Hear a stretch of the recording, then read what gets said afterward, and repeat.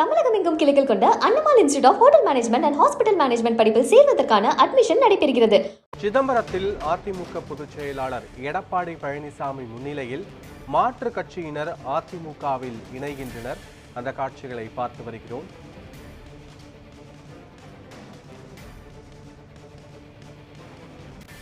திமுக, விசிக, பாமக, காங்கிரஸ் உட்பட பல்வேறு கட்சிகளில் இருந்து விலகி 1000க்கும் மேற்பட்டோர் அதிமுக பொதுச் செயலாளர் எடப்பாடி பழனிசாமி முன்னிலையில் அதிமுகவில் இணைகின்றனர்.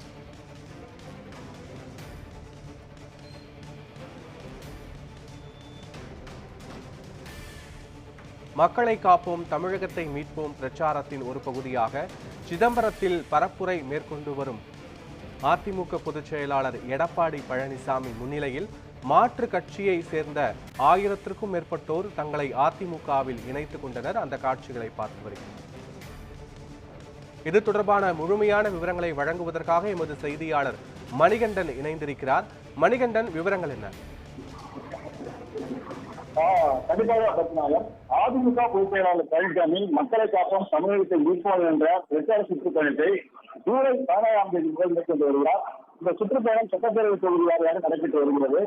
இதனை அடுத்து 2 நாள் சுற்றுப்பயணமாக சிதம்பரம் வருகை புரிந்த அதிமுக பொதுச் செயலாளர் எடப்பாடி பழனிசாமிக்கு கட்சியினர் மற்றும் கூட்டணி கட்சியினர் உற்சாக வரவேற்பு அளித்தனர். இதனை அடுத்து சிதம்பரம், மோகனகிரி, காட்டுமன்னார் கோயில் உள்ளிட்ட சட்டமன்ற தொகுதிகளில் அதிமுகவின் சாதனைகளை குறித்து விலக்கி பேசினார். பிரச்சாரம் முடித்து பின்னர் நேற்று இரவு சிதம்பரத்தில் உள்ள தனியார் விடுதியில் வெளியிட்டார். இன்று சிதம்பரத்தில் உள்ள தனியார் மண்டலத்தில் அதிமுக பொதுச் செயலாளர் எடப்பாடி பழனிசாமி முன்னிலையில் கடலூர் கிழக்கு மற்றும் மேற்கு மாவட்டங்களில் இருந்து திமுக, அமமுக, காங்கிரஸ், விடுதலை சிறுத்தை கட்சி, பாட்டாளி மக்கள் கட்சி உட்பட பல்வேறு கட்சிகளில் இருந்தும் 1000க்கும் மேற்பட்டோர் எடப்பாடி பழனிசாமி முன்னிலையில் அதிமுகவில் தங்களை இணைத்துக் கொண்டனர். அவர்களுக்கு சால்வை அறிவித்து வரவேற்பு அளித்தனர். இந்த நிகழ்ச்சியின் போது சிதம்பரம் அதிமுக சட்டமன்ற உறுப்பினர் கே. பாண்டியன், பூனகிரி சட்டமன்ற உறுப்பினர் அபிநவிதேவன், கழக அமைப்பு செயலாளர் முருகன் மற்றும் முன்னாள் அமைச்சர்கள், முன்னாள் சட்டமன்ற உறுப்பினர் பங்கேற்றுள்ளனர். இந்த நிகழ்ச்சி முடிந்தவுடன் இன்று மாலை சாலை வழியாக அடுத்த பிரச்சார பயணத்தை கலந்து கொள்ள மாயாவரம் செல்ல உள்ளார்.